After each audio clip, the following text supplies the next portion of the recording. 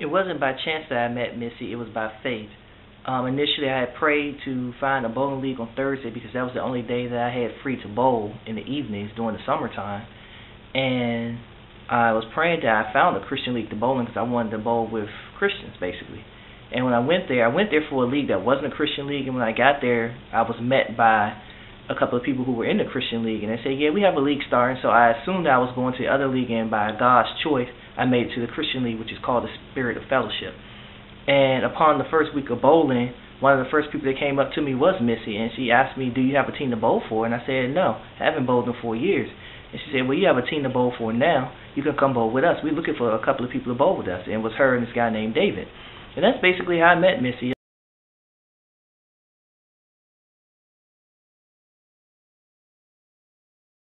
It's very rare that you come across somebody in your life that you can talk to about anything, that you know will have your back no matter what, especially in this day and time where friends come and friends go.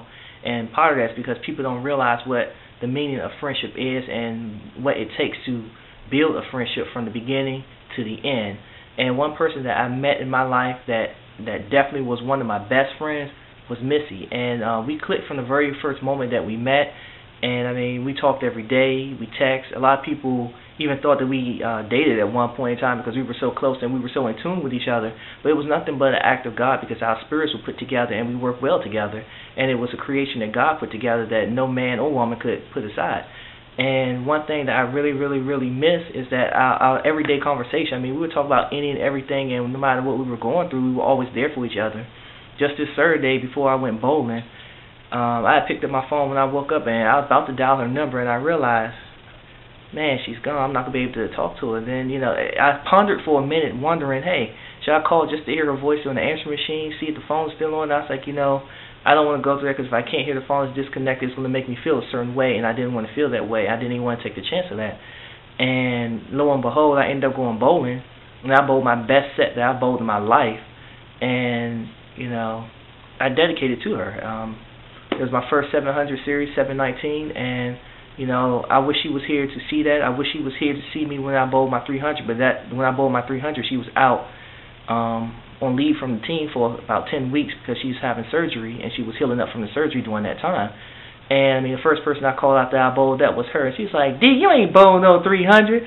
I said, yeah, I did. Check the sheet. I believe you. I ain't got to check the sheet. Congratulations. And it was just one of those things we both rejoiced. And even at that point, she's like, well, just let Stephanie know that she's just taking my spot for a little while. I'm coming back to bowling. And it's just, we had so many good times together. And even to this point now, even though she's not here with me, I'm still having good times just thinking about the good times that we had. And that's a friend. Through the thick and thin, even when I was unemployed for a while, she kept me up. She kept me motivated because I was going to quit bowling. She's like, no, you can't quit bowling. You're here with me. We're going to go through it. Even if I have to pay for you to come bowling, you coming to bowling. And not only was Missy a best friend of mine, but she was also like a mother. I mean, given that we were like 20 plus years difference in age, but she was like a mother. There was things that I could talk to her about that only you could talk to a mother about. And some things I talked to her that I couldn't even talk to my own mother about. And it was just the bond that we had, and I mean, it was nothing but love. We loved each other. I still love her, even though she's not here. She knew that I loved her when she was here, and the funny thing is, just going to the funeral and talking to some of her friends and family, that these people knew who I was and had never met me before because she talked so much about me. And the same thing with my family and my friends. They knew so much about her because I talked so much about her. And it's just like, it's amazing how God works, and it's amazing how when you have a true friend and you have a connection, a spiritual connection like that, how it works. And no matter where you go, no matter what happens between you two, it's always there. God got us. Who is God got us, and what does God got us mean? It means a lot. To me and Missy, it was a phrase that we would tell each other when we were going through situations, and by saying that phrase, it allowed us to come back down to where we were and realize that no matter what goes on in our life, God got us. And that's what we embarked on our team. And even through the struggles of our team, when I had my knee injury, when she had her surgery, when our former member David had his things he was going through and so forth. All of us have had our issues and our storms. We even had parts of the season, like one part of the season last year, out of like let's see, 20 games. We only won like 3 games, and we still ended up towards the top at the end of the season. But even through that, every week at the end of that period, we was like, you know what, God, guys, we're not going to worry about it.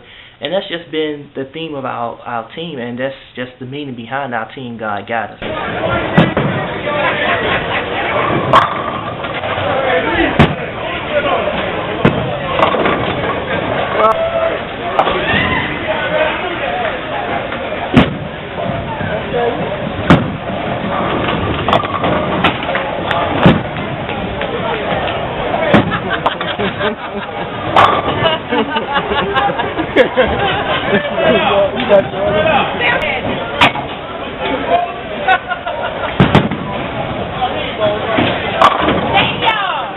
Thank you.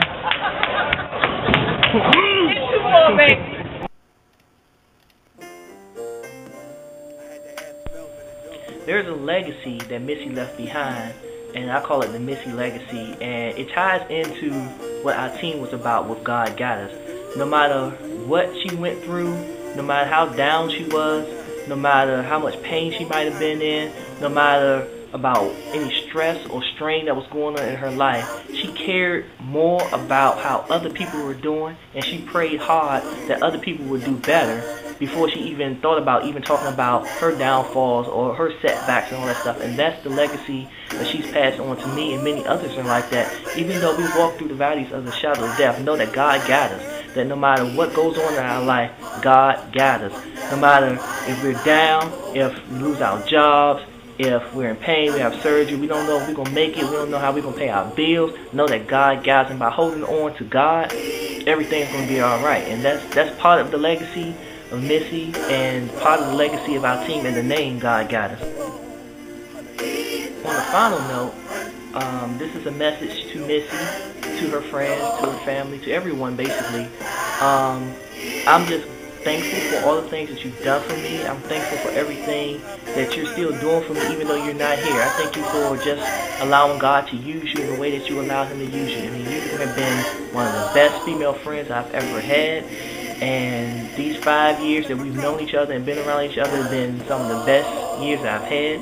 We've never had a bad moment. We never had a moment where we disagreed. And I just thank you for just encouraging me even on those times where I was down. Earlier this season, I lost my brother. And that week, I came to bowling after the funeral. You knew I wasn't there mentally, and you still encouraged me.